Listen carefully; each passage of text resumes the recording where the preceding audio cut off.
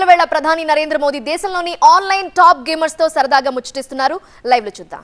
ये कागज लाओ, वो कागज लाओ, ये दो, यहाँ क्यों गया, वहाँ क्यों गया, उसी में ही जिंदगी फंसी हुई है। सरकार की जरूरत गरीब को होती है, उसको मुसीबत के समय सरकार मिलनी चाहिए।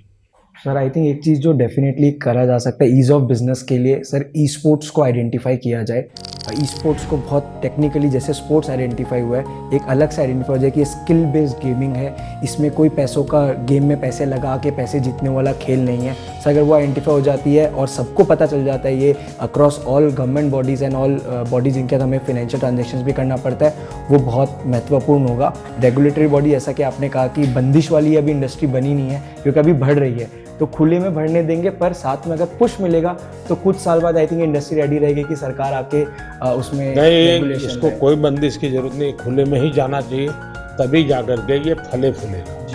अगर बंदिश आएगी तो नहीं होगा। क्या आपको ये फेस करना पड़ता है, गेमिंग एंड गैम्बलिंग, इन दोनों की लड़ाई आपके सामने आती होगी, तब आप कैसे हैंडल करते हैं? मतलब वो ऐसा समझते हैं कि हम जो फास्ट टाइम मानते होंगे, वेस्ट टाइम मानते हाँ हाँ, जैसे हम मतलब गेम्स खेलते हैं वो काफ़ी अलग रहती है, बट वो ऐसे समझते हैं अच्छा ये तो हम जैसे लूडो खेलते हैं वैसी कोई गेम हो गई, बट वैसा नहीं है। वो हम कह सकते हैं कि चेस जैसी एक कॉम्प्लेक्स गेम्स हम मोस्टली खेलते हैं, इसमें बहुत सी मेंटल स्किल्स भी चाहिए रहती है, फिजिकल स्किल्स भी चाहिए रहती है।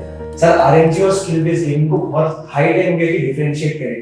सर आज भारत के एथलीट्स जाके ओलंपिक्स में प्रपोज है, एशियन गेम्स, कॉमनवेल्थ गेम्स में प्रपोज है। आप लोग एक काम कीजिए, ये जो क्या समस्या है आपकी, मुझे कभी मेल कर दीजिए मेरे ऑफिस में, एग्जैक्टली क्या प्रॉब्लम फेस करते हैं आप।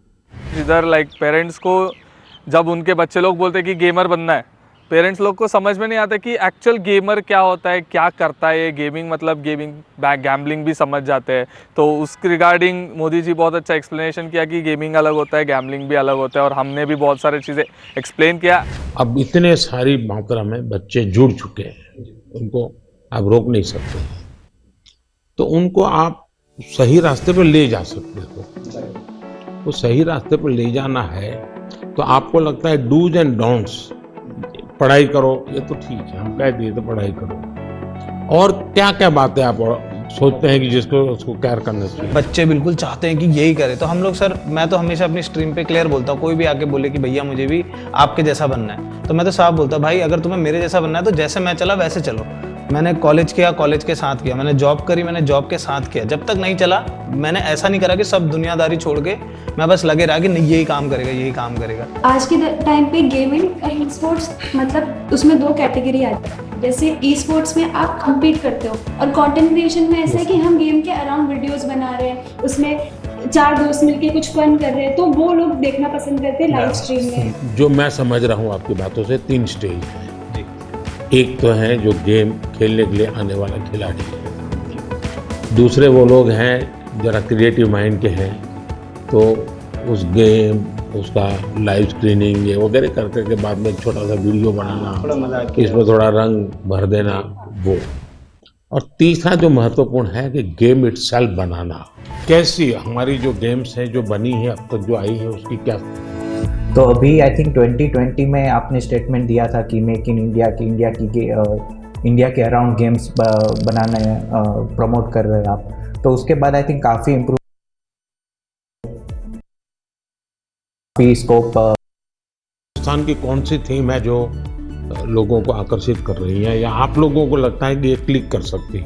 क्योंकि जो वेस्टर्न वर्ल्ड की आती है उसमें तो मारो काटो दौड़ो भागो यही आता है। जैसे हमारे पंचतंत्र है, क्या कभी किसी ने उसमें माइंड अप्लाई किया है? अभी डेवलपमेंट में जो बोर्ड गेम्स हमारे पुराने खेले जाते थे, जैसे अष्टो चौकड़ी करके एक गुजराती में हम छोटे थे तब से वो गेम खेल रहे, तो अभी उसके जो है वो डिजिटल वर्जन अभी रिलीज हो। बाकी यही है कि हमारी जो मिथोलॉजी है जो उसके अराउंड काफ़ी गेम्स डेवलप हो रहे हैं। दुनिया आज एक बहुत बड़ी चर्चा करती है ग्लोबल वार्मिंग की, क्लाइमेट के इश्यूज हैं, दुनिया में अलग अलग तरीके अपनाए हैं। मैंने दुनिया के सामने अलग विषय रखा है, मैंने कहा है मिशन लाइफ, और लाइफ शब्द से मेरा मतलब है लाइफस्टाइल फॉर एनवायरनमेंट। अगर मान लीजिए मैं एक ऐसी गेम बनाऊं जो क्लाइमेट की चैलेंज को कैसे हम मिट करेंगे, कौन से रास्ते होंगे, किस किस रास्ते से जाएंगे, किस रास्ते से ज़्यादा सफलता मिलेगी, सरलता मिलेगी। जैसे हम लोग स्वच्छता के विषय को लेकर के ही गेम बने और हर बच्चा खेले।